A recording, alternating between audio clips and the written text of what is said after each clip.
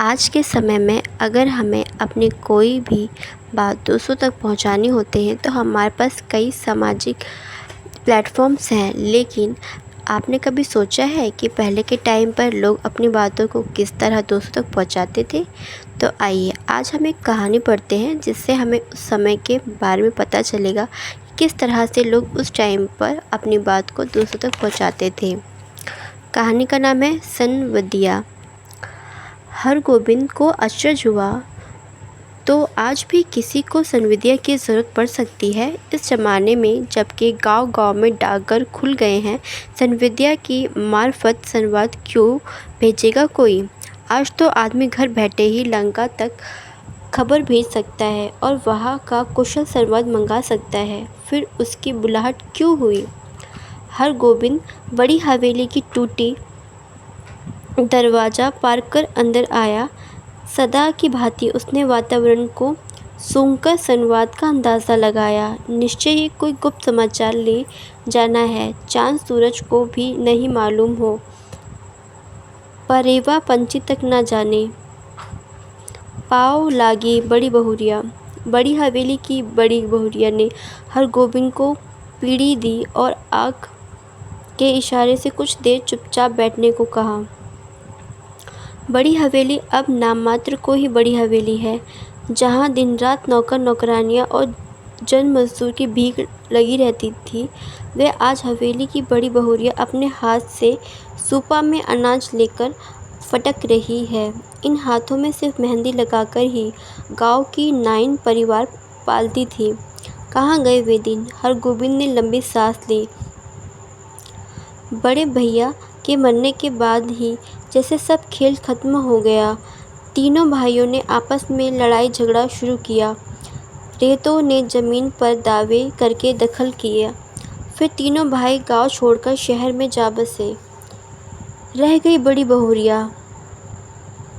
कहाँ जाती बेचारी? भगवान भले आदमी को ही नष्ट कर दिए, नहीं तो 1 घंटे की बीमारी में बड़े भैया क्यों मरते?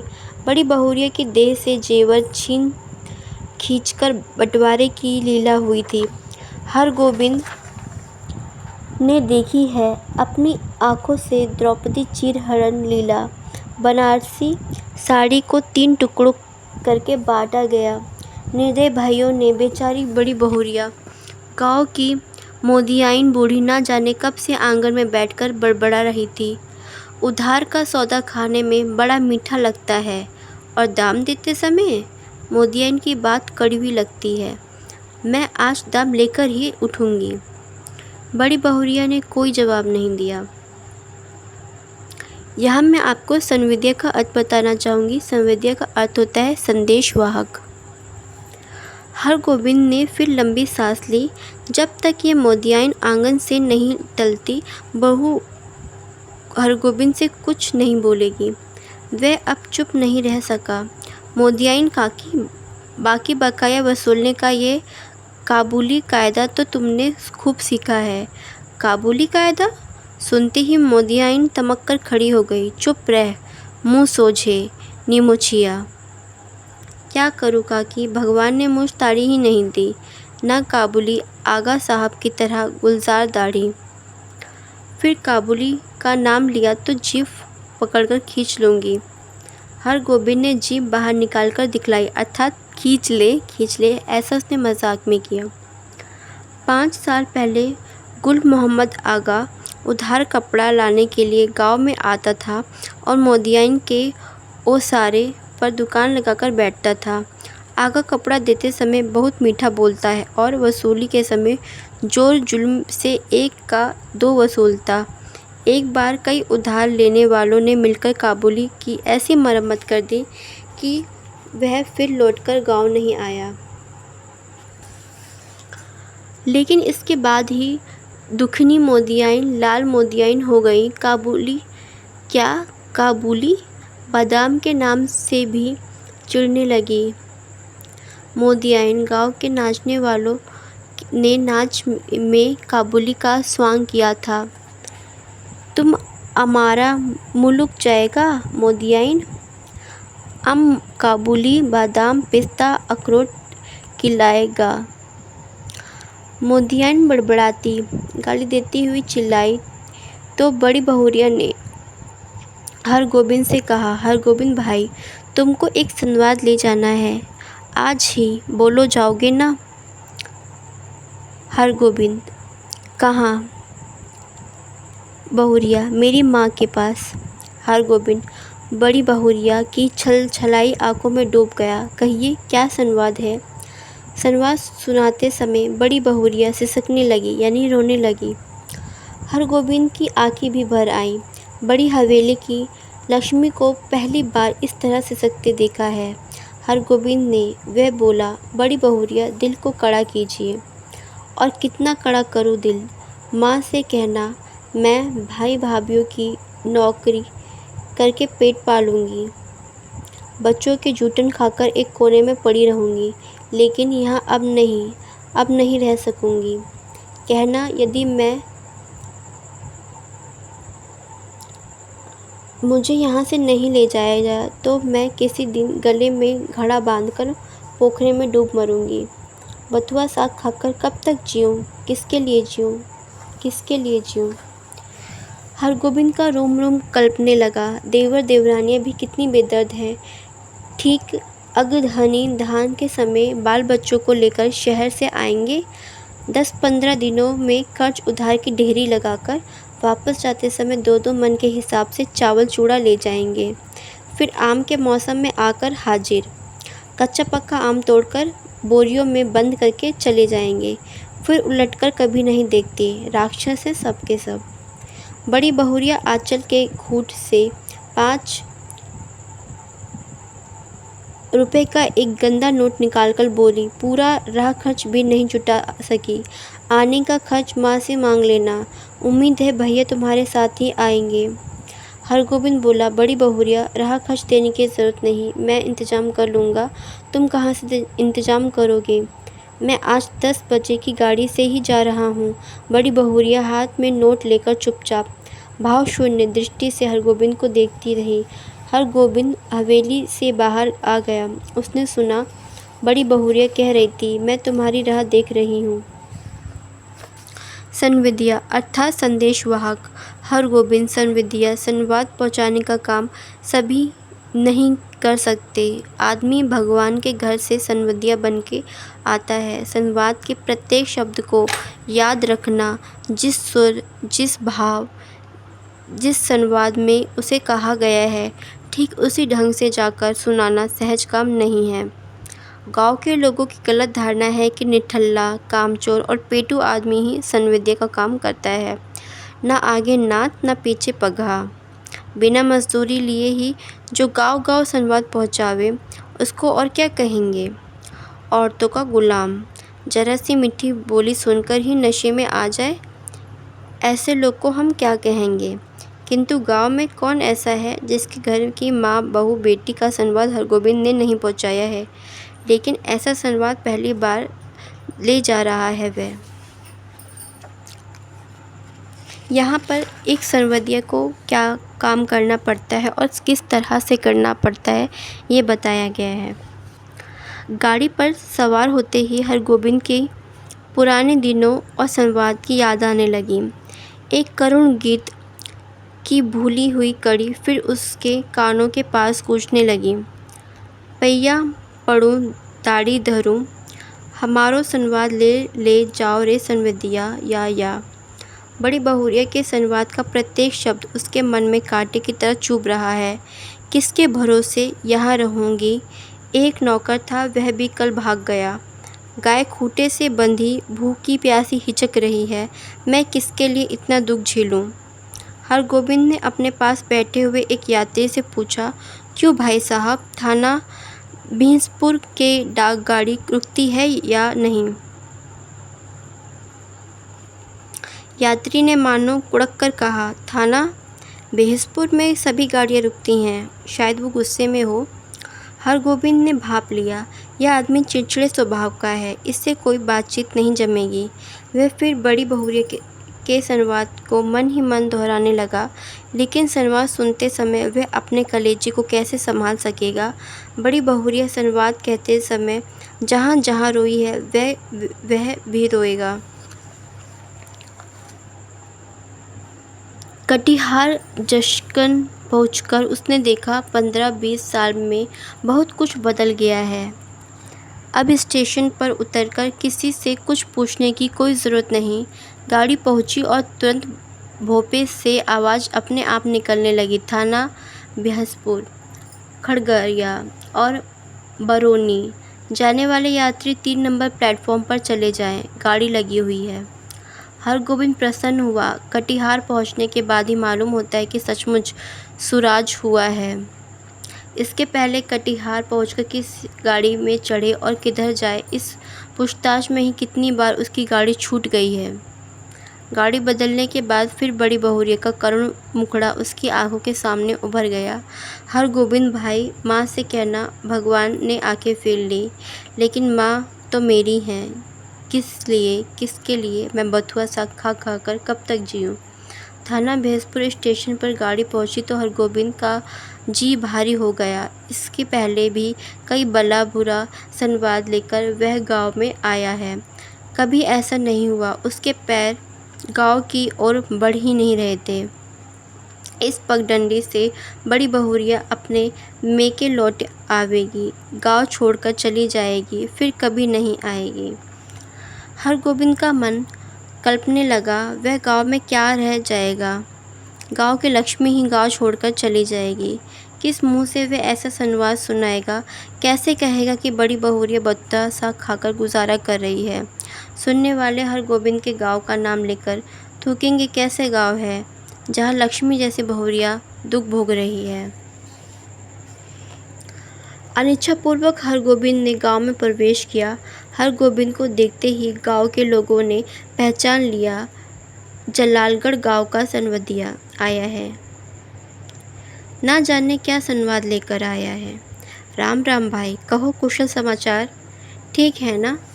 राम राम भैया जी, भगवान की दया से आनंदी है। उधर पानी बूंदी पड़ी है या नहीं। बड़ी बहुरिया के बड़े भाई ने हरगोविंद को नहीं पहचाना। हरगोविंद ने अपना परिचय दिया तो उन्होंने सबसे पहले अपनी बहन का समाचार पूछा। दीदी कैसी हैं। भगवान की दया से सब राजी खुशी है। मुंह हाथ धोने के बाद हरगोविंद की बुलाहट आंगन में हुई। अब हरगोविंद कांपने लगा, क्योंकि अब उसे बहुरिया का संवाद उनके घरवालों को बताना था। उसका कलेजा धड़कने लगा। ऐसा तो कभी नहीं हुआ। बड़ी बहुरिया की छलछलाई हुई आंखें, सिसकियों से भरा हुआ संवाद। उसने बड़ी बहुरिया की बूढ़ी माता को पाव लगी की। बूढ़ी माता ने पूछा, कहो बेटा, क्या समाचार है। माँ जी, आपके आशीर्वाद से सब ठीक है। कोई संवाद। संवाद जी, संवाद तो कोई नहीं। मैं कल सिरसिया गांव आया था तो सोचा कि एक बार चलकर आप लोगों के दर्शन कर लूं। बूढ़ी माता हरगोविंद की बात सुनकर कुछ उदास सी हो गई। तो तुम कोई संवाद लेकर नहीं आए हो। जी नहीं, कोई संवाद नहीं। ऐसी बड़ी बहुरिया ने कहा है कि यदि छुट्टी हुई तो दशहरा के समय गंगा जी के मेले में आकर माँ से भेंट मुलाकात कर जाऊंगी। बूढ़ी माता चुप रही। हरगोविंद बोला, छुट्टी कैसे मिले, सारी गृहस्थी बड़ी बहुरिया के ऊपर ही है। बूढ़ी माता बोली, मैं तो बबुआ से कह रही थी कि जाकर दीदी को लिवा आओ, यही रहेगी। वहाँ अब क्या रह गया है, जमीन जायदाद तो सब चली ही गई। तीनों देवर अब शहर में जाकर बस गए हैं, कोई खोज खबर भी नहीं लेते। मेरी बेटी अकेली वहाँ रहती है। हरगोविंद, नहीं माँ जी, जमीन जायदाद अभी भी कुछ कम नहीं, जो है वह बहुत है। टूट भी गई है तो आखिर बड़ी हवेली ही। संवाद नहीं है, ये बात ठीक है, मगर बड़ी बहुरिया यहाँ पे सुहाग है। सुहाग नहीं है, ये बात ठीक है, मगर बड़ी बहुरिया का तो सारा गांव ही परिवार है। हमारे गांव की लक्ष्मी है बड़ी बहुरिया। गांव की लक्ष्मी गांव को छोड़कर शहर कैसे जाएगी। यो देवर लोग हर बार आकर ले जाने की जिद करते हैं। बूढ़ी माता ने अपने हाथ हरगोविंद को जलपान लाकर दिया। पहले थोड़ा जलपान कर लो बबुआ। जलपान करते समय हरगोविंद को लगा बड़ी बहुरिया दालान पर बैठी उसकी राह देख रही है, भूखी प्यासी। रात में भोजन करते समय भी बड़ी बहुरिया मानो सामने आकर बैठ गई। कर्ज उधार अब कोई देते नहीं, एक पेट तो कुत्ता भी पालता है, लेकिन मैं माँ से कहना। उसके सारे संवाद हरगोविंद के मस्तिष्क में बार बार आते। हरगोविंद ने थाली की ओर देखा। दाल भात, 3 किस्म की भाजी, घी, पापड़, अचार। बड़ी बहुरिया बथुआ साग उबालकर खा रही होगी। बूढ़ी माता ने कहा, क्यों बबुआ, खाते क्यों नहीं? माँ जी, पेट भर जलपान जो कर लिया है। अरे जवान आदमी तो 5 बार जलपान करके भी 1 थाल भात खाता है। हरगोविंद ने कुछ नहीं खाया, खाया ही नहीं गया उससे। सनबदिया डटकर खाते हैं और अफर के सोते हैं, किंतु हरगोविंद को नींद नहीं आ रही थी। यह उसने क्या किया, क्या कर दिया? वह किस लिए आया था? वह झूठ क्यों बोला? नहीं नहीं, सुबह उठते ही वह बूढ़ी माता को बड़ी बहुरिया का सही संवाद सुना देगा। अक्षर अक्षर माया जी, आपकी इकलौती बेटी बहुत कष्ट में है। आज ही किसी को भेजकर उसे बुला लीजिए, नहीं तो वह सचमुच कुछ कर बैठेंगी। आखिर किसके लिए वे इतना सहेंगी? बड़ी बहुरिया ने कहा है, भाभी के बच्चों की जूठन खाकर वे कोने में पड़ी रहेंगी। रात भर हरगोविंद को नींद नहीं आई। आंखों के सामने बड़ी बहुरिया बैठे रही, सिसकती आंसू पोंछते हुए। सुबह उठकर उसने दिल को कड़ा किया। वह सनबदिया है, उसका काम है सही सही संवाद पहुंचाना। वह बड़ी बहुरिया का संवाद सुनाने के लिए बूढ़ी माता के पास जा बैठा। बूढ़ी माता ने पूछा, क्या है बबुआ, कुछ कहोगे? माँ जी, मुझे इस गाड़ी से वापस जाना होगा, कई दिन हो गए। अरे इतनी जल्दी क्या है, 1 आधा दिन रहकर मेहमानी कर लो। नहीं माँ जी, इस बार आज्ञा दीजिए, दशहरा में मैं भी बड़ी बहुरिया के साथ आऊँगा, तब डटकर 15 दिनों तक मेहमानी करवाऊँगा। बूढ़ी माता बोली, ऐसी जल्दी थी तो आई ही क्यों? सोचा था बिटिया के लिए दही चूड़ा भेजूंगी। सो दही तो नहीं हो सकेगा आज, तो थोड़ा चूड़ा है बासमती धान का, लेते जाओ। चूड़ा की पोटली बगल में लेकर हरगोविंद आंगन से निकला तो बड़ी बहुरिया के बड़ी भाई ने पूछा, क्यों भाई, राह खर्च तो है? हरगोविंद बोला, भैया जी, आपकी दुआ से किसी बात की कमी नहीं। स्टेशन पर पहुंचकर हरगोविंद ने हिसाब किया। उसके पास जितने पैसे हैं उससे कटिहार तक का ही टिकट वह खरीद सकेगा, और यदि चौवन्नी नकली साबित हुई तो सेमापुर तक ही। बिना टिकट के वे एक स्टेशन भी नहीं जा सकेगा। डर के मारे उसकी देह का आधा खून सूख जाएगा। गाड़ी में बैठते ही उसकी हालत अजीब हो गई। वह कहाँ आया था, क्या करके जा रहा है? बड़ी बहुरिया को क्या जवाब देगा? यदि गाड़ी में निर्गुण गाने वाला सूरदास नहीं आता तो ना जाने उसकी क्या हालत होती। सूरदास के गीतों को सुनकर उसका जी स्थिर हुआ थोड़ा कि आहो रामा, नेहरा को सुख सपन भइयो अब, देश पिया को डोलिया चली ई। भाई रो मती, यही करम की गति। सूरदास चला गया तो उसके मन में बैठी हुई बहू फिर रोने लगी। किसके लिए इतना दुख सहूं? 5 बजे भोर में वह कटिहार स्टेशन पहुंचा।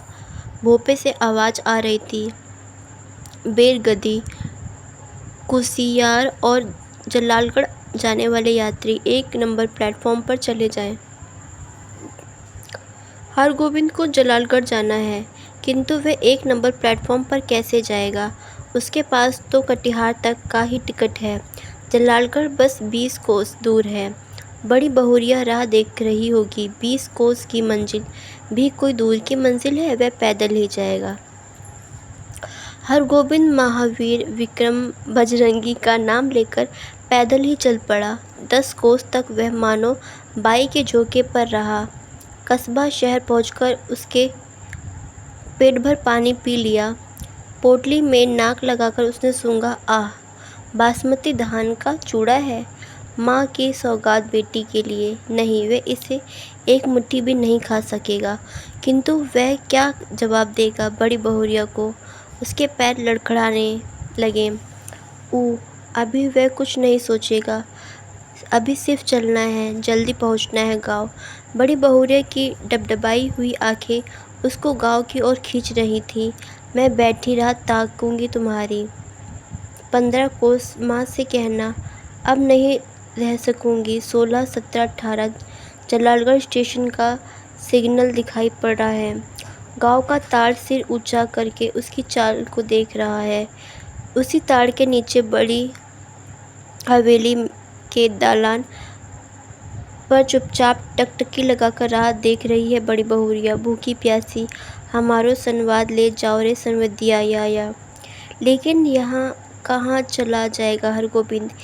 यह कौन गांव है? पहली सांझ में ही अमावस्या का अंधेरा। किस राह से वह किधर जा रहा है? नंदी है, कहाँ से आ गई नदी?